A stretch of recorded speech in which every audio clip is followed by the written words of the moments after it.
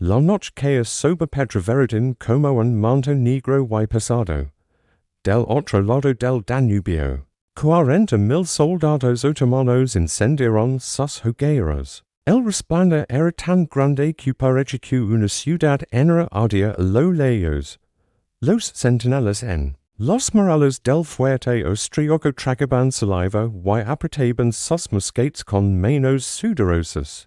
Dentro de la fortaleza, los hombres levaban días sin dormir bien. Sabían lo que se venía. Los exploradores traían noticias cada vez peores. El ejército del gran visir había cruzado los Balcanes como una plaga de langosta, arrasando todo a su paso. Ahora estaban allí, a tierra de Coquin, esperando solo la orden para atacar. Pero esa noche, algo diferente ocurría en el patio de armas. 500 hombres formaban en silencio. No eran reclutas asustados. Eran granaderos. La flor y nota del ejército austriaco. Hombres que habían peleado en media Europa y levaban las cicatrices en la cara. Hombres que sabían que una granada encendida en la mano no perdona los nervios. El príncipe Eugenio de Saboya caminaba entre ellos, mirándolos a los ojos no por no dio un discurso largo, no prometía medallas ni glorias, solo dijo, muchachos, esta noche vamos a casar. Y con eso basta. Las puertas de la fortaleza se abrieron sin hacer ruido. Los 500 hombres desaparecieron en la oscuridad como lobos que entran al bosque. No levaban banderas ni tambas, solo levaban acero, pólvora y una determinación que pocas veces se ha visto en este mundo. Caminaron durante una hora pegados a la orilla del río. El suelo estaba húmedo y sus pasadas apenas se escuchaban. Delante de ellos, el campamento otomano crecía cada paso. Ya podían oler la comida, el humo de los fogotes, los caballos. Ya podían oír los risas de los soldados enemigos que celebraban la victoria que creían tener asegurada al amanecer. Uno de los granaderos, un veterano llamado Marcos que había perdido 2 dedos en una batalla ecocentras, sintió que el miedo le apretaba el estómago. Mira al hombre que caminaba a su lado, un muchacho de apenas 18 años que había mentido sobre su edad para alistarse. El chico estaba pálido, pero no temblaba. Marcos pensó en su propia hija, que tenía la misma edad, y apretó los dientes. No iba de ya que este chico muriera. Llegaron al borde del campamento cuando la luna se escondía detrás de una nube. Fue como si el cielo les diera una señal. Los centinelas otomanos no vieron nada. Uno de ellos bostezaba apoyado en su lanza. El otro contaba en voz baja las monedas que había ganado en el juego esa tarde. No duraron ni un segundo. Los granaderos los silenciaron con movimientos rápidos y precisos. Sin ruido, sin piedad, ahora estaban dentro. El campamento era un laberinto de tiendas de con poca. Miles de ellas ordenadas en cales de tierra.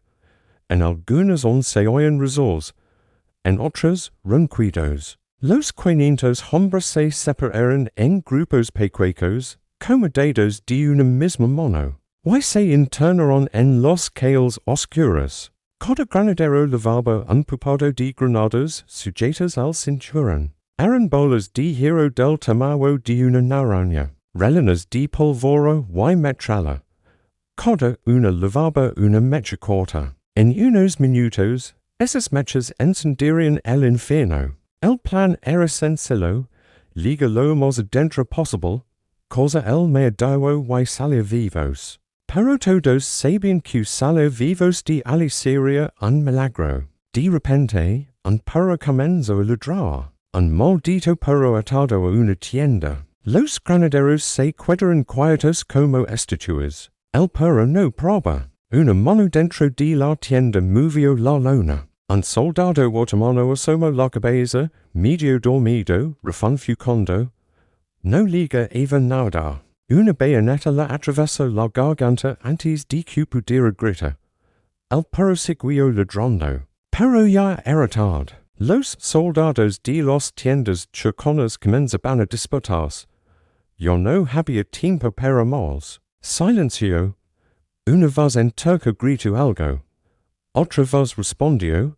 Luego, el caos. Los granaderos encendieron los mechas de sus granadas y los lanzaron. Decenas de bolas de hierro volaron por los aires y cayeron entre las tiendas. Las explosiones rompieron la noche. El fuego iluminó todo. Los gritos empezaron.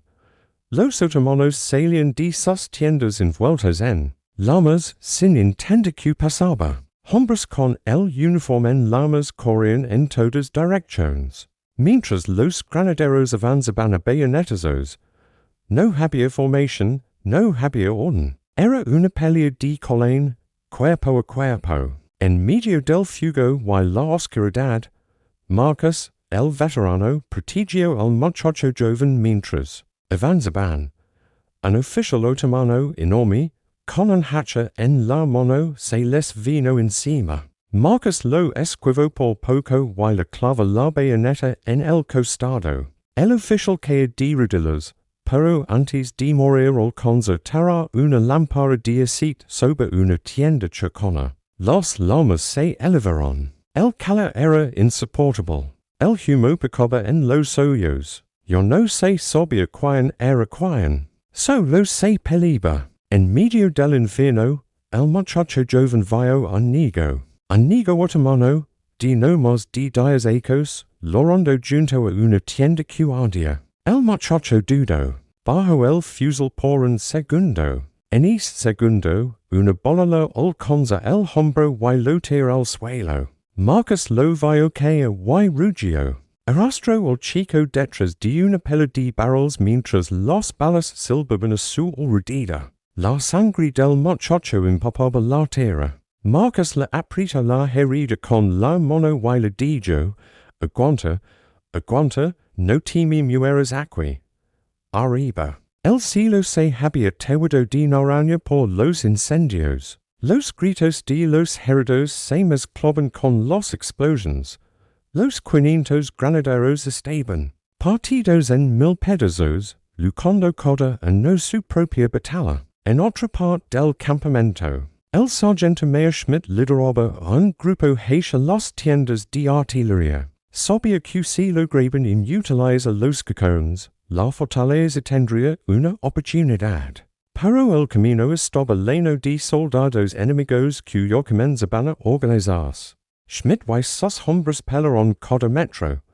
Avanzaban entre las tiendas, disparando a quemarropa. Usando las bayonetas cuando no había tiempo para recarga. Perdieron otros hombres en el camino. Pero llegaron.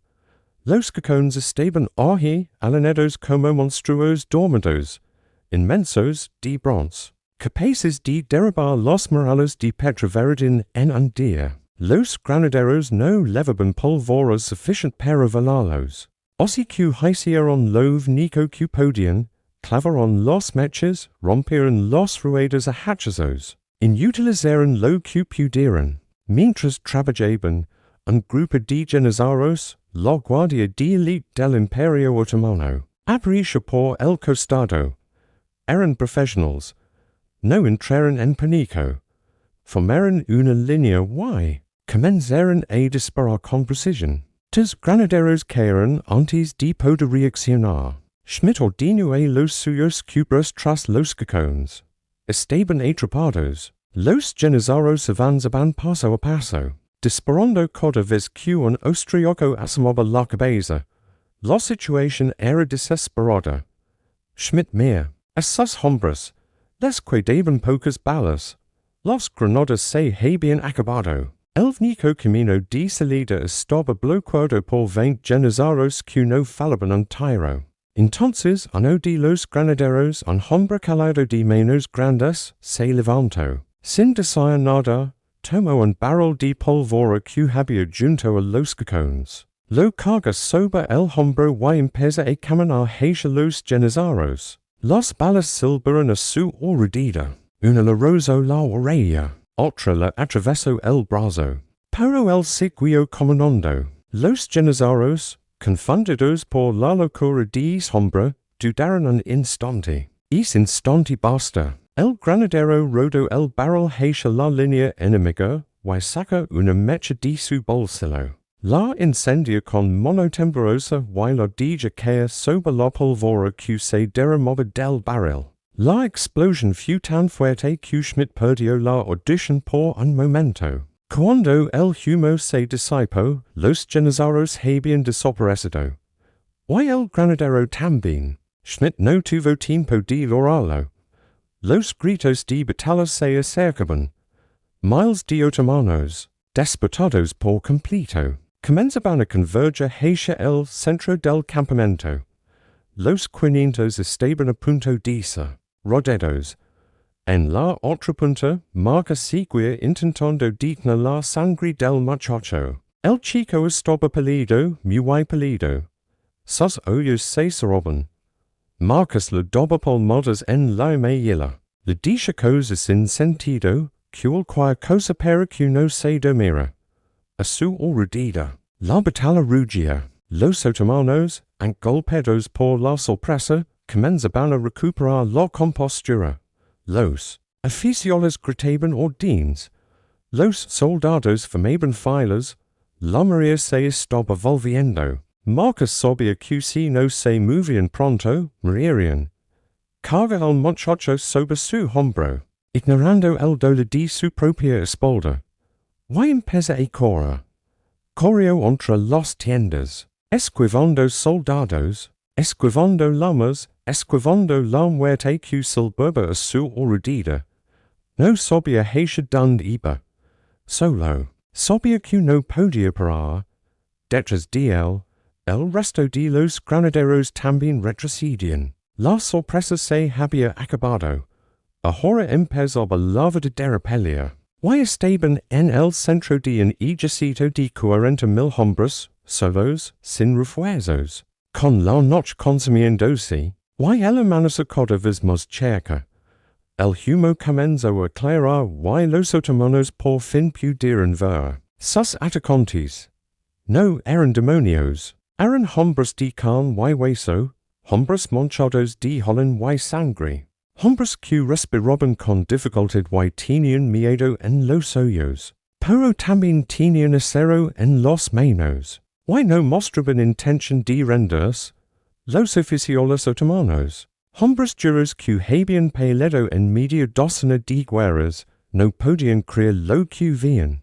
500 hombres, solo 500 hombres habían causado todo esto. La rabia los invadía. Dieron la orden de acabar con ellos, de no dejar a no vivo. Y entonces comenzó lo peor. Los granaderos, que habían sobrevivido a la primera oleada, se reunieron instintivamente.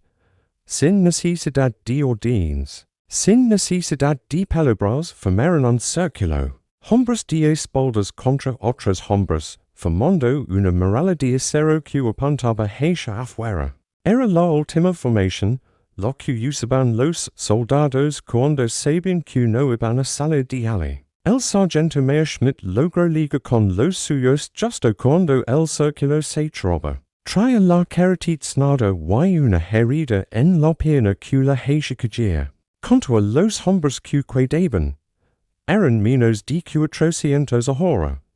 Muchos menos. El príncipe Eugenio estaba en el centro, con la espada desenvuelta y la ropa desgarrada.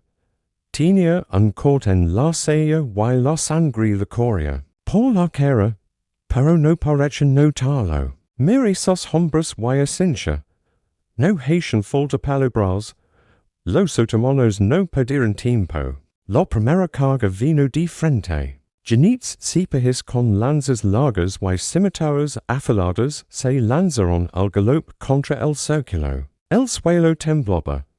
Los granaderos apretaron los picos y los bayonetas, formando una barrera de puntas. Los caballos, entrenados para la guerra pero no para el suicidio, frenaron en el último momento. algunos se encapritaron y tiraron a sus jinetes. Otros, ciegos por la carrera, se estrellaron contra los picos y cayeron con un relincho desgarrador. Los jinetes que lograron liga rodaron por el suelo y fueron rematados antes de poder levantarse. Pero esa fue solo la primera ola. Detrás venía la infantería. Miles de soldados a pie, genozados en su mayoría, avanzaban en formación chorota. No corrían, caminaban despacio, pasando fuerte, con los cimetales levantados. Querían que los granaderos los vieran venir. Querían que sintieran el miedo. Y lo sintieron. Marcus, que había logrado liga al círculo con el muchacho herido, deja al chico en el suelo, en el centro de la formación, donde los que ya no podían pelear esperaban su destino. Luego se colocó en la línea, junto a otros veteranos. Mirheisha adelante y vio el mar de cuerpos que se acercaba. Sintió las piernas flojas, el corazón golpeando el pecho. Pero no se movió. La segunda carga choca contra el círculo como una ola contra una roca. El sonido fue terrible. Acero contra acero, gritos de dolor, órdenes en dos idiomas, el golpe sordo de los cuerpos al caer. Los granaderos aguantaron. Hombres de la primera fila caen y los de atrás ocupaban su lugar. No había tiempo para llorar. No había tiempo para nada que no fuera clavar la bayoneta una y otra vez. El muchacho joven, el que Marcus había salvado, se llamaba Friedrich. Tenía 18 años y una herida de bala en el hombro que le quemaba como fuego. Desde el suelo, veía las botas de los hombres que peleaban a su alrededor. Veía la sangre correr entre la tierra. Veía caer los campesinos. Quiso levantarse, quiso ayudar. Pero el cuerpo no le respondía. La sangre se le escapaba por la herida y la cabeza le daba vueltas. Lo último que vio antes de cerrar los ojos fue a Marcus. El veterano que lo había arrastrado hasta allí, peleando como un oso contra soldados enemigos a la vez. En otro punto del círculo, el sargento Schmidt gritaba órdenes que nadie oía por el estruendo. Su grupo había recibido lo peor de la carga. De los dos hombres que llegaron con él, solo 5 seguían en pie. El resto yacían en la tierra, algunos moviéndose todavía, otros ya quietos para siempre. Uno de esos hombres, un granadero llamado Joseph que tenía muchas whitas hijos en vena, recibió un tojo de chimichurri en el brazo. El brazo quedó colgando inservible. Joseph no gritó. Mir su brazo, mir el soldado que lo había herido, y con la mano que le quedaba buena. Desenvainó un pupil y se lanzó contra el enemigo. Lo mató antes de que otros 4 lo acuchillaran por la espalda. Schmidt lo vio caer y apretó los dientes. No había tiempo para el dolor. No había tiempo para nada. Los otomanos retrocedieron para tomar aire. La primera carga no había logrado romper el círculo. Pero habían dejado el suelo cubierto de muertos. Los granaderos también habían perdido mucha gente. Ahora eran apenas 300, apretados unos contra otros, con la ropa empapada en sudor y sangre. El príncipe Eugenio caminaba entre ellos, animándolos, dándoles palmadas en la espalda. Bien hecho, muchachos, dice. Ya han visto que no son invencibles. Aguantan un poco más. Los nuestros vienen. Pero todos sabían que los nuestros no venían. La caballería estaba dentro de la fortaleza, esperando la sigil. Pero ¿qué sigil? El plan había sido cosa dawa y salia. Nadie había planeado quedar atrapado en medio de 40,000 enemigos. Los otomanos se reagruparon. Esta vez traían algo nuevo. Los gates formaron una línea frente al círculo y comenzaron a disparar por turnos. La primera descarga impactó de lleno en los granaderos. Media docena cayeron. Los que quedaron levantaron los escudos, pero las balas los atravesaban. Otra descarga, más muertos, otra, más. El círculo se encogía, los hombres ya no peleaban, solo se cubrían como podían. Las balas silbaban por todos lados. Cada vez que un granadero caía, el juego que dejaba era más difícil de tapar. Marcus, que seguía en pie de milagro, vio como a su lado un hombre recibía un balazo en la cabeza y caía sin un sonido. Era el mismo con el que había compartido el pan la noche anterior. No tuvo tiempo de cerrar los ojos. Y otro ocupaba su lugar. El príncipe Eugenio sabía que no podían seguir así. En 10 minutos, los otomanos los matarían a todos sin necesidad de acercarse. Había que hacer algo. Había que romper la formación y lanzarse contra ellos. Pelo cuerpo a cuerpo para que no pudieran seguir disparando. Dio la orden. Preparen bayonetas, todos a la carga cuando yo grite. Los granaderos se miraron unos a otros. Iban a morir. Todos los sabían. Pero iban a morir matando. Iban a vindicar sus vidas. El príncipe abría la boca para dar el grito, pero en ese momento el sonido cambió. Desde el otro lado del campamento, desde las colinas que daban al Danubio, liga un ruido que los granaderos conocen bien. Era el redoble de los tambores austriacos. Y detrás de los tambores, el rumor de cientos de caballos al galope, la caballería había salido de la fortaleza.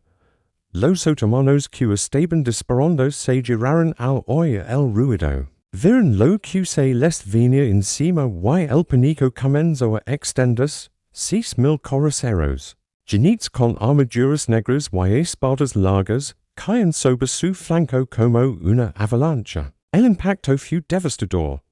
Los caballos, enormes bestias de guerra, rompieron las líneas otomanas como si fueran de papel.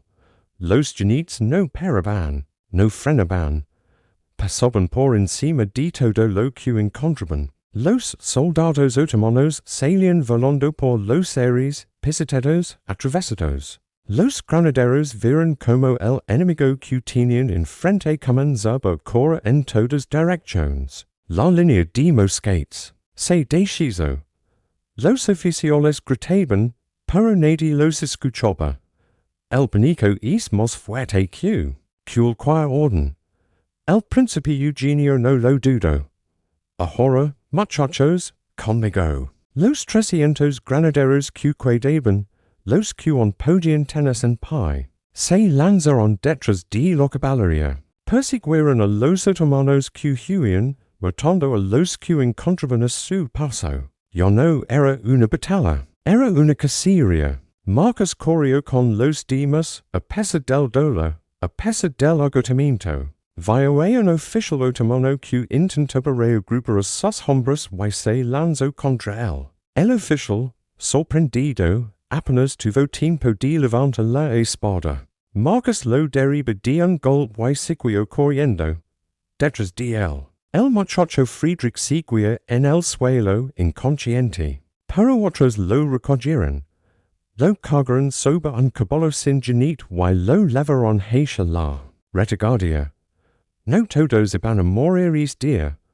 La batalla se extendió por todo el campamento. Los otomanos, que habían estado a punto de aplastar a los granaderos, ahora huían en desbandada. Miles corrían hacia el río, buscando boats, buscando cualquier cosa que los aliara de esos jinetes negros que no daban tregua. El Danubio se tiró de rojo esa macana. Los que sabían nadar lo intentaron. Los que no se arriesgaron con las armaduras puestas. El agua arrastraba cuerpos, banderas, sueños de conquista. El gran visir vio todo desde su colina. Vio como su ejército, su invencible ejército, se deshacha como azúcar en el agua. Vio como los 500 locos, los que debían estar muertos, seguían peleando. Y supo que había perdido. pero on the quedaba unas bajo la manga, on the quedaban sus mayores hombres, cuatro mil generales que no habían entrado en combate, que esperaban su orden junto a su tienda. La flor why not del imperio otomano, los soldados que nunca se rendían, dio la orden, why los cuatro mil comenzaron a marcar hacia la batalla, justo cuando el sol comenzaba a asomarse por el horizonte. Las de la amanecer pintaba el cielo de colores rojizos mientras los cuatro mil generales avanzaban colina abajo. Caminaban en silencio, con paso firme, sin los presos de los que huían. Eran profesionales, hombres que llevaban toda la vida peleando, hombres que no conocen el miedo. Los granaderos los vieron venir y el corazón les dio un vuelco. Acababan de sobrevivir a una noche de infierno y ahora tenían enfrente a lo mayor del ejército otomano. 4,000 contra 300. Las cuentas no salían. El príncipe Eugenio ordenó a sus hombres reagruparse. Los que estaban persiguiendo a los que huían volvieron al círculo, yendo. Con los brazos caídos de cansancio. Algunos se tambaleaban. Otros tenían heridas que apenas les dejaban tener el arma en la mano. Marcus liga arrastrando la pierna. Una bola le había rozado el muslo y la sangre le empapaba el pantalón. Pero no sintió el dolor. El miedo que le apretaba el pecho era más fuerte que cualquier herida. Los generales se detuvieron a 200 metros. Formaron sus líneas con una calma que daba pánico. Podrían haber cargado, podrían haber aprovechado que los granaderos estaban agotados. Pero no. Querían que los vieran bien. Querían que sintieran el peso de lo que se les venía encima. El oficial que los mandaba era un hombre mayor, con una cicatriz que le cruzaba toda la cara. Se llamaba Mustafa y había peleado en 20 batallas. Nunca había perdido ninguna. Mira los granaderos, vio sus ropas desgarradas, sus caras sucias de pólvora, sus cuerpos temblorosos por el agotamiento. Y sonrió.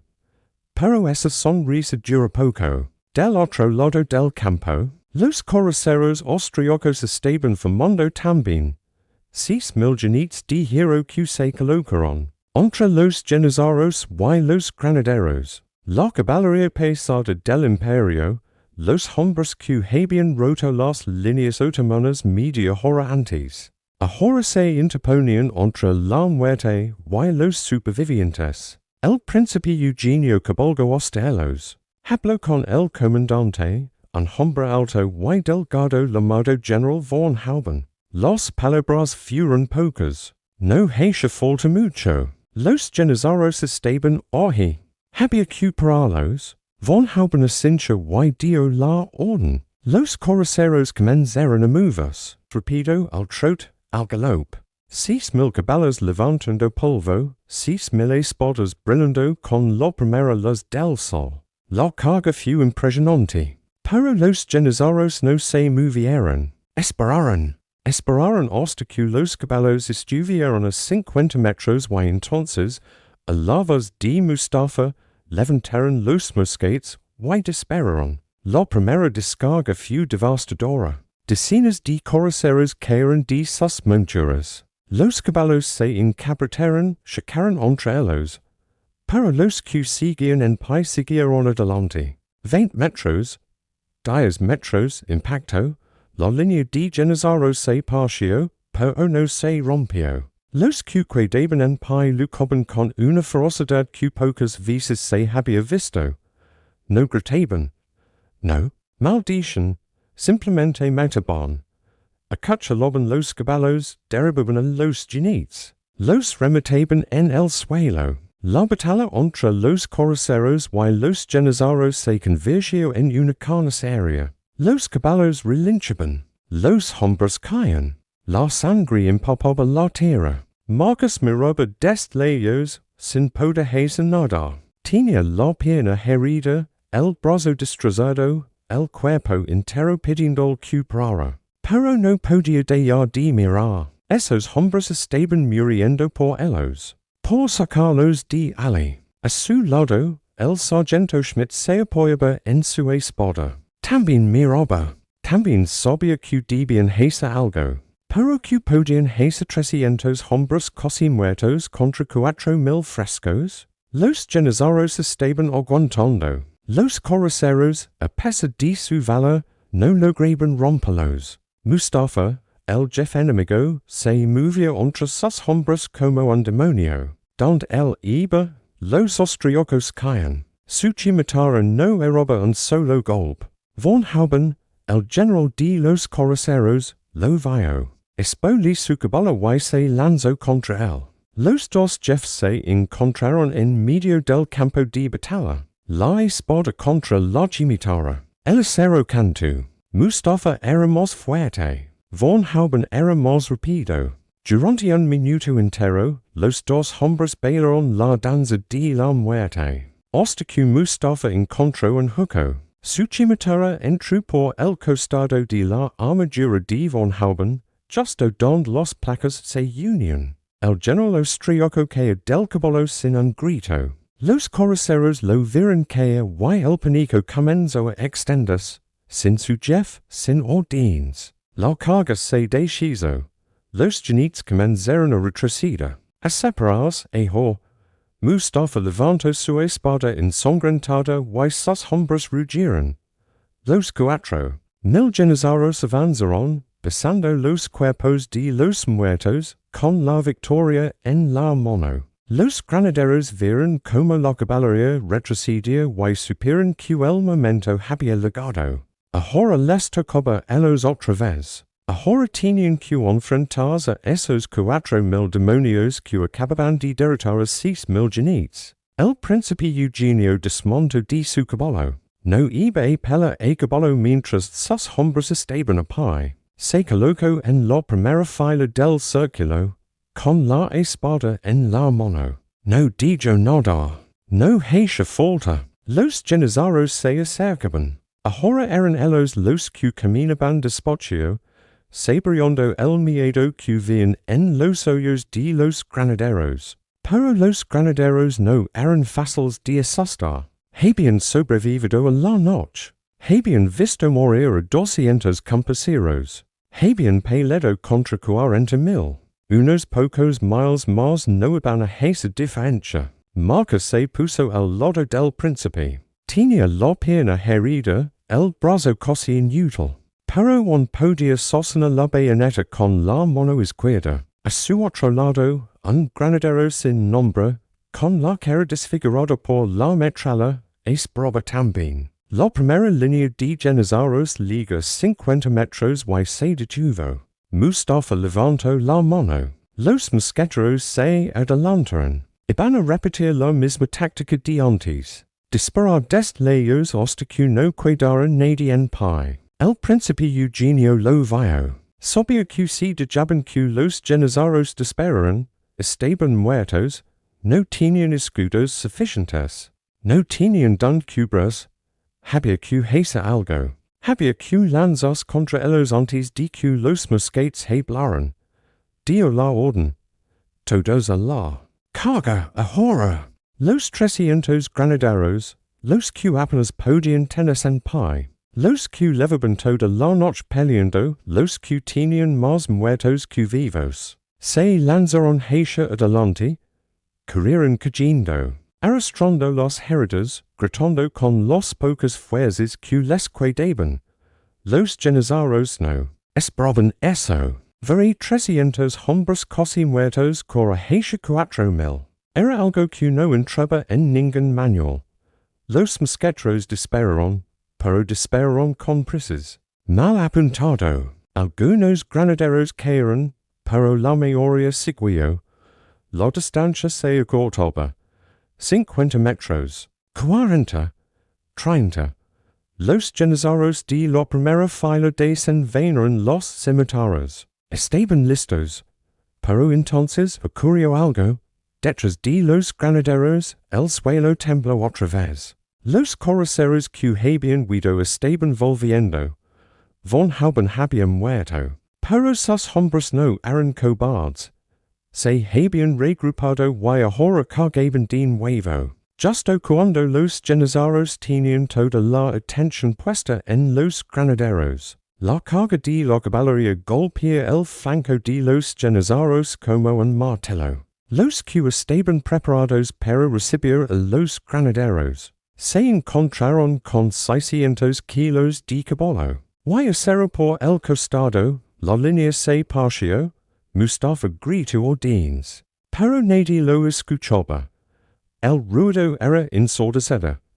Los granaderos llegaron justo en ese momento. 300 hombres agotados, medio muertos, se lanzaron contra la masa enemiga con una furia que solo dan la desesperación y la rabia. Marcos se encontró frente a un genizario enorme, con barba negra y ojos de hilo. El hombre levantó la chimatara. Marcos no tuvo tiempo de pensar. Clava la bayoneta hacia adelante, con toda la fuerza que le quedaba. La joya entró por la garganta del genizario y salió por la nuca. No espa a verlo caer. Ya había otro delante. Y otro. Y otro. Los minutos se convirtieron en una eternidad. Los golpes. Los gritos. La sangre. Todo se mezclaba. Ya no se sabía quién era quién. Solo se sabía que había que seguir. Que no se podía parar. Que parar era morir. Poco a poco los genizarios comenzaron a ceder. Eran menos. Los coraceros los habían partido en dos. Los granaderos los tenían acorralados. Mustafa, el jefe invencible, yacha en el suelo con una bola en el pecho. Nadie sabía quién la había disparado. Los que quedaban, de los 4,000, unos 800 tal vez formaron un círculo. El mismo círculo que los granaderos habían usado horizontes. Ahora eran ellos los acorralados. Ahora eran ellos los que esperaban la muerte. El príncipe Eugenio ordenó detener el ataque. Cabalgó hasta donde estaban los genizarios rodeados. Les ofreció rendirse. Les prometió un trato digno, prisioneros, respeto. La respuesta fue un grito de guerra. Los 800 genizarios, los últimos, los mayores, se lanzaron contra los austriacos con las scimitars en alto. Preferían morir a rendirse. El príncipe suspiró. Dio media vuelta y cabalgó de regreso. Detrás de él, los cacones comenzaron a sonar. El primer coconazo levantó tierra y cuerpos por igual. La metralla barrió la primera fila de genizarios como si fueran hojas secas. Los que iban detrás siguieron avanzando. El segundo disparó los halcones de leno. El tercero también. Los granaderos miraban desde atrás, sin poder apartar la vista. Aquellos hombres, los mismos que minutos antes los habían tenido al borde de la muerte, caen sin dejar de gritar su fe, su raza, su orgullo. No pedían clemencia, no mostraban miedo, solo seguían adelante hasta que la metralla los detenía para siempre. Marcos apoya la bayoneta en el suelo y se deja caer de rodillas. Ya no podía más. La pierna la ardía. El brazo la colgaba, la cabeza le daba vueltas. A su lado, otros granaderos hacían lo mismo. Hombres duros, veteranos de 100 batallas, se sentaban en la tierra manchada de sangre y se levaban las manos a la cara. El sargento Schmidt intentó contarlos, los que quedaban de los 500 que salieron la noche anterior. Los que aún podían tenerse en pie. Hizo la cuenta mental y el número la hela la sangre. 230, tal vez 240. El resto estaba muerto o moriría antes de que acabara el día. El muchacho Friedrich seguía vivo. Alguien lo había levado detrás de las líneas, donde un médico de compoca le limpiaba la herida con vino y la coja el hombro con hilo de cosa tiendas de compoca. El chico gritaba. Pero el médico no probaba. Había visto tantas heridas esa noche que yo no le quedaba paciencia para los gritos. La artillería seguía sonando, los generaros. Los 800 que quedaban se reducen a 600, a 400, a 200, pero no dejaban de avanzar. Yo no quedaba ningún oficial vivo. Yo no había órdenes. Solo el honor y sentimiento absurdo que leva los hombres a morir cuando podrían vivir. El príncipe Eugenio observaba desde su caballo. Tenía la cara sucia de pólvora y sangre seca. La herida de la sella la había dejado un ojo casi cerrado. Pero no apartaba la mirada del espectáculo que tenía delante. Uno de sus oficiales se acerca. Mi príncipe, ya está bien. Ya han demostrado su valor. ¿Por qué no paramos? Se están muriendo todos. Eugenio tardó en responder. Mira al oficial, luego mira los generaros, luego mira sus propios hombres, los que habían sobrevivido, los que estaban sentados en el suelo viendo como los otros morían. Si paramos ahora, dijo al fin, dentro de 10 ecos volverán. El imperio otomano no entiende de rendiciones, solo entiende de sangre. Que ven lo que cuesta enfrentarse nosotros. Que lo recuerdan sus hijos y los hijos de sus hijos. El oficial bajó la cabeza y no dijo nada más. Los cacones siguieron sonando hasta que el último genizaro caía. El último fue un hombre joven, casi un niño, que avanzó solo durante los últimos 100 metros. No llevaba chimitara. La había perdido en alguna carga anterior. Pero seguía avanzando con las manos vacías, mirando a los austriacos con un odio que helaba la sangre. El príncipe Eugenio observaba desde su caballo. Tenía la cara sucia de pólvora y sangre seca. La herida de la ceja le había dejado un ojo casi cerrado, pero no apartaba la mirada del espectáculo que tenía delante. Uno de sus oficiales se acercó. «¿Mi príncipe? Ya está bien. Ya han demostrado su valor. ¿Por qué no paramos? Se están muriendo todos». Eugenio tardó en responder. Miró al oficial, luego miró a los genízaros, luego miró a sus propios hombres, los que habían sobrevivido, los que estaban sentados en el suelo, viendo cómo los otros morían. «Si paramos ahora», dijo al fin, «dentro de 10 años volverán». El Imperio Otomano no entiende de rendiciones, solo entiende de sangre. Que vean lo que cuesta enfrentarse a nosotros. Que lo recuerden sus hijos y los hijos de sus hijos. El oficial bajó la cabeza y no dijo nada más. A los cañones siguieron sonando hasta que el último genízaro cayó. El último fue un hombre joven, casi un niño, que avanzó solo durante los últimos 100 metros. No llevaba cimitarra. La había perdido en alguna carga anterior, pero seguía avanzando con las manos vacías, mirando a los austriacos con un odio que helaba la sangre. El artillero que manejaba el cañón más cercano dudó, miró al oficial. El oficial asintió en el cañón, disparó. El muchacho desapareció y entonces llegó el silencio. Un silencio tan grande, tan pesado, que se podía cortar con un cuchillo. Ni un grito, ni solo el viento moviendo la hierba y el humo que se alejaba lentamente hacia el Danubio.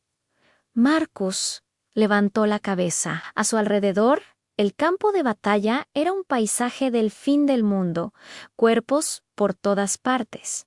Otomanos, austriacos, caballos, banderas rotas, armas tiradas. La sangre formaba charcos que el sol de la mañana hacía brillar con un color oscuro y terrible. Se puso de pie con dificultad. La pierna le dolía tanto que pensó que se iba a desmayar, pero no se desmayó. Fue caminando hacia donde estaba el muchacho Friedrich, el chico al que había salvado 2 veces esa noche. Lo encontró tumbado en una camilla, pálido como la cera, pero vivo. Tenía los ojos abiertos y miraba al cielo Anne no lloraba. Quizás ya no le quedaban lágrimas. Marcus se sentó a su lado. No dijo nada. No hacía falta. Los dos miraron el cielo, ese mismo cielo que horas antes había sido negro y ahora era azul, como si nada hubiera pasado. El sargento Schmidt recorría el campo buscando a sus hombres. Los encontraba uno a uno, aun vivos, a muertos, en heridos. Iba marcando nombres en un papel que llevaba en el bolsillo. La lista crecía, la lista de los que no volverían a casa. Uno de los granaderos, un hombre llamado Klaus, que había perdido una oreja en la pelea, estaba sentado junto al cuerpo de su hermano. Los dos se habían alistado juntos. Los dos habían sobrevivido a media docena de batallas. Esa mañana, solo uno volvería. Klaus no lloraba. Solo miraba la cara de su hermano, tan parecida a la suya, y le limpiaba la sangre con un paño mojado. Lo hacía despacio, con cuidado, como si el muerto pudiera sentir el roce de la tela. Schmidt pasó de largo. No había palabras para eso. Nunca las hay. El príncipe Eugenio ordenó que recogieran a los heridos, los que podían caminar, que caminaran, los que no, que los llevaran en camillas. No iban a dejar a nadie en ese campo de muerte, ni siquiera a los otomanos. Los médicos austriacos atendieron también a los enemigos heridos. La guerra había terminado. Ahora solo quedaba la humanidad, pero para muchos, la humanidad llegaba tarde. En una tienda de campaña improvisada, los cirujanos trabajaban sin parar. Hombres que habían perdido brazos, piernas, ojos, hombres con el vientre abierto que gemían pidiendo agua, hombres que se iban quedando callados o no, tras o tro, mientras los médicos pasaban al siguiente. El muchacho Friedrich fue llevado allí. Su herida era grave, pero no mortal. El médico que lo atendió dijo que viviría, aunque el brazo nunca volvería a ser el mismo. Friedrich no respondió. Seguía mirando al techo de la tienda, viendo pasar las imágenes de la noche una y otra vez. Marcus entró a verlo antes de que lo llevaran a la retaguardia. Se quedó un momento junto a la camilla, sin saber qué decir. Al final, solo puso la mano en el hombro bueno del muchacho y apretó. «Eres duro, chico», dijo. «Más duro que yo a tu edad». Friedrich lo miró. Tenía los ojos vidriosos, pero asintió. Luego preguntó con voz rota, «¿Cuántos?» Marcus tardó en entender. «¿Cuántos? ¿Cuántos de los 500?» Miró hacia afuera, hacia el campo lleno de muertos, hacia los compañeros que se movían como sombras entre los cadáveres. «No lo sé. Chico, no quiero saberlo». «No, todavía». Salió de la tienda y se sentó en el suelo, apoyado en una rueda de cañón. El sol calentaba, pero él sentía frío. Un frío que venía de dentro, de muy dentro, y que nada podría quitar. A lo lejos, los soldados recogían a los muertos, los apilaban en montones separados, austriacos de un lado, otomanos del otro. Había tantos que el trabajo duraría días. El príncipe Eugenio pasó por su lado a caballo. Lo vio sentado, con la mirada perdida, y detuvo el caballo. Los dos hombres se miraron. No hacían falta palabras. El príncipe asintió una sola vez y siguió su camino. Marcus se quedó allí, viendo cómo el sol subía en el cielo, viendo cómo los buitres comenzaban a dar vueltas allá arriba, viendo cómo la guerra se convertía en recuerdo, un recuerdo que lo acompañaría hasta el día de su muerte. Pero aún no era el final. Aún había que contar a los muertos, aún había que escribir las cartas a las viudas, aún había que enterrar a los amigos, aún había que vivir con lo que habían hecho esa noche. Y eso pensó Marcus, eso iba a ser lo más difícil de todo. El sol ya estaba alto cuando terminaron de contar los muertos. La cifra final golpeó a los supervivientes como un puñetazo en el estómago. De los 500 granaderos que salieron la noche anterior, solo 211 seguían con vida. Y de esos, más de la mitad estaban heridos. Algunos tan graves que no llegarían al final de la semana. Los granaderos que on podium tennis en pie ayudaron en lotería. No por obligación, sino porque había que hacer algo.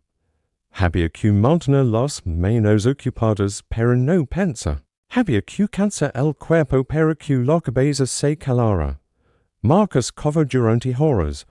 La pianela, dolia, el brazo la ardía, pero siguió cavando. A su lado, otros hombres hacían lo mismo. Hombres que horizontes habían estado matando. Ahora cavaban agujeros para enterrar a aquellos a quienes habían matado. La guerra tenía esas ironias. El muchacho Friedrich despertó al mediodía. La primera imagen que vio fue el techo de lona de la tienda de compoca. La segunda fue la cara de un médico que le sonreía con cansancio. ¿Has tenido suerte, chico? La bola no tocó nada importante. De veras. Friedrich movió el brazo bueno, se tocó el hombro vendado. El dolor liga inmediato, punzante, pero era un dolor bueno. El dolor de los que siguen vivos. ¿Los demás? Preguntó con voz ronca. El médico no respondió. Solo apretó los labios y negó con la cabeza. No hacía falta decir más. Horas después, cuando el sol comenzó a caer, el príncipe Eugenio reunió a los supervivientes. Eran 200 once hombres, muchos de ellos vendidos, muchos apoyados en miletas o en los hombros de los campesinos. Se colocaron en formación como pudieron, desordenados, sucios, rotos. Pero en pie. El príncipe se paró frente a ellos, los miró uno por uno, deteniéndose en cada cara, en cada herida, en cada mirada perdida. Luego habló. No voy a darles un discurso. No soy bueno con los palabras. Solo quiero que sepan una cosa. Esta noche, esta maldita noche, yo vi a lo que pocos generales ven en toda su vida. Vi a 500 hombres negros a morir. Vi a 500 hombres plantaquera a 40,000 y ganar. Ustedes no son mis soldados. Ustedes son mis hermanos. Y mientras yo viva, nadie olvidará lo que hicieron aquí. Nadie aplaudía. Nadie gritó.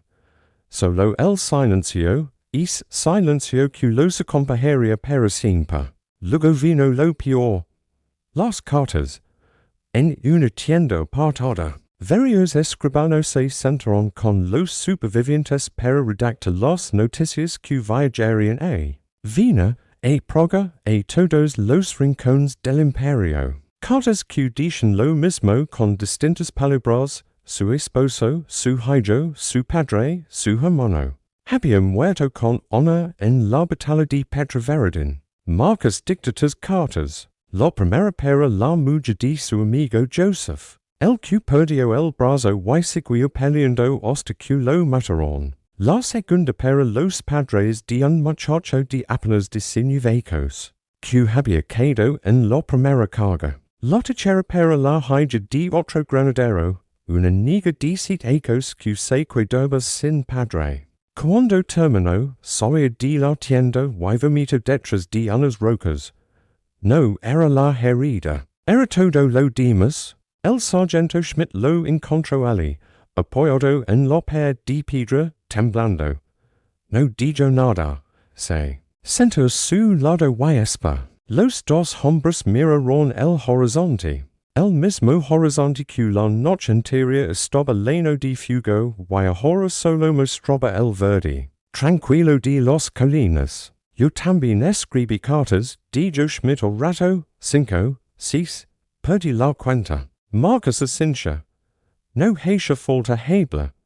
Los días siguientes fueron unborn. Los heridos fueron trasladados a hospitales en la retaguardia. Los muertos enterrados, el campamento otomano, locuque dabadiel fu desmantelado, se encontraron tesoros, armas, documentos, mapas. Todo lo que el gran visir había dejado atrás en su huida.